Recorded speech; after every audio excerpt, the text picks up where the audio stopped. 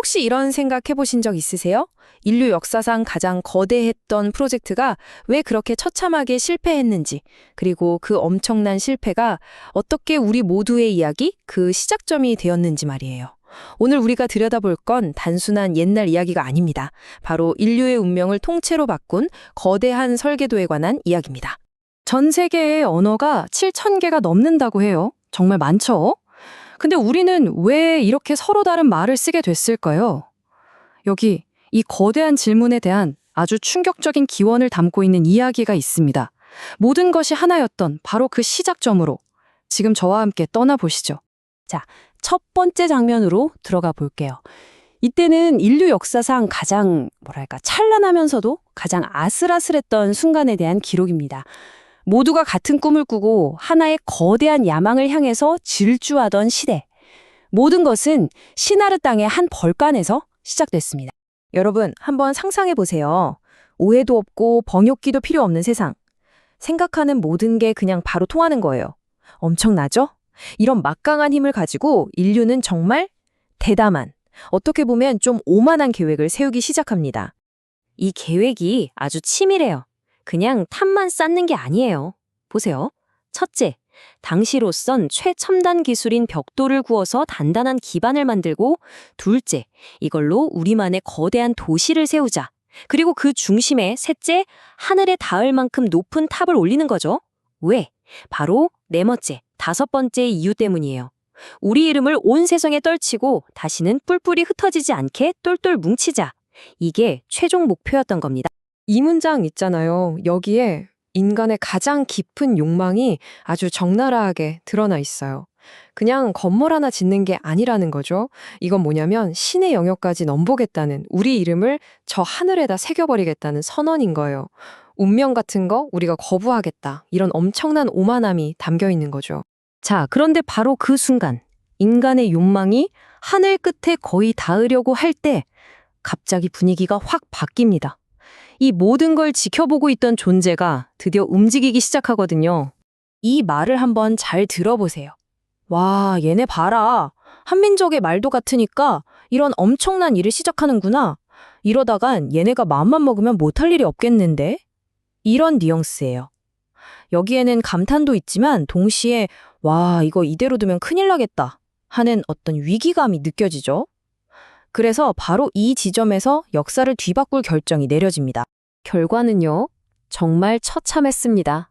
그냥 실패가 아니라 자신들이 계획했던 것과 정확히 반대로 가버렸어요. 도시를 짓겠다, 건설 중단. 이름을 날리겠다, 오히려 혼란이라는 뜻의 바벨이라는 불명예스러운 이름만 얻었죠. 뭉쳐 살겠다, 결국 온 세상으로 뿔뿔이 흩어지고 말았습니다. 이건 완벽한 실패죠.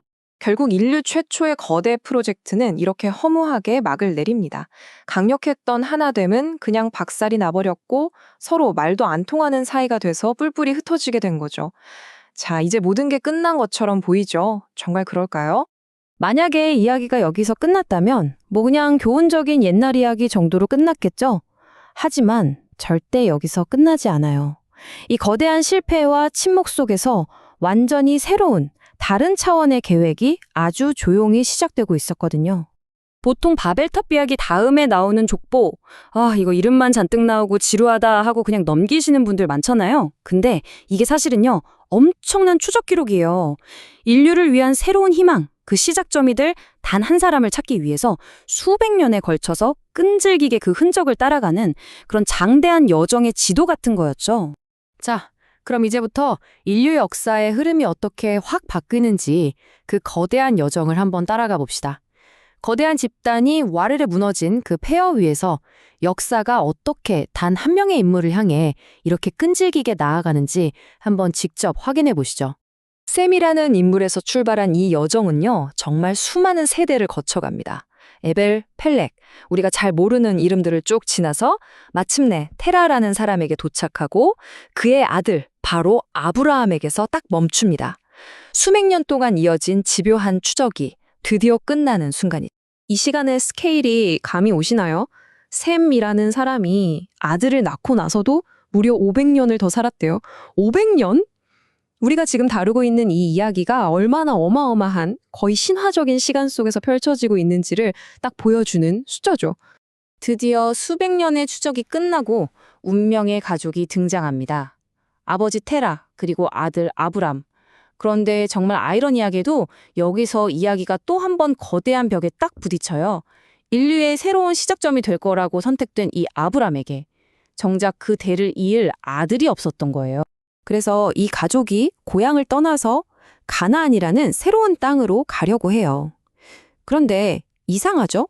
중간에 하란이라는 곳에서 그냥 멈춰버립니다. 또다시 뭔가 미완성인 채로 이야기가 멈춰버린 것 같은 느낌을 주죠. 자, 이제 흩어져 있던 퍼즐 조각들을 다 맞춰볼 시간입니다. 한쪽에는 하늘까지 다루려다 무너져버린 거대한 탑의 잔해가 있고요. 다른 한쪽에는 약속의 땅으로 가다가 중간에 멈춰버린 어떻게 보면 좀 초라한 한 가족이 있어요. 전혀 상관없어 보이는 이 두 이야기가 과연 어떻게 하나의 그림으로 이어질까요? 결국 핵심은 이겁니다. 바벨탑의 실패가 그냥 끝이 아니었다는 거죠. 어쩌면 그건 인간의 힘으로 억지로 쌓아 올린 가짜 통합을 무너뜨리고 대신에 한 사람의 믿음과 그 여정을 통해서 세상을 진짜로 연결하려는 훨씬 더 거대한 계획의 시작점이 아니었을까요? 말하자면 인류 역사상 가장 거대한 실패가 역설적이게도 가장 위대한 시작을 만들어낸 셈이죠. 여러분은 이 이야기에 대해서 어떻게 생각하시나요?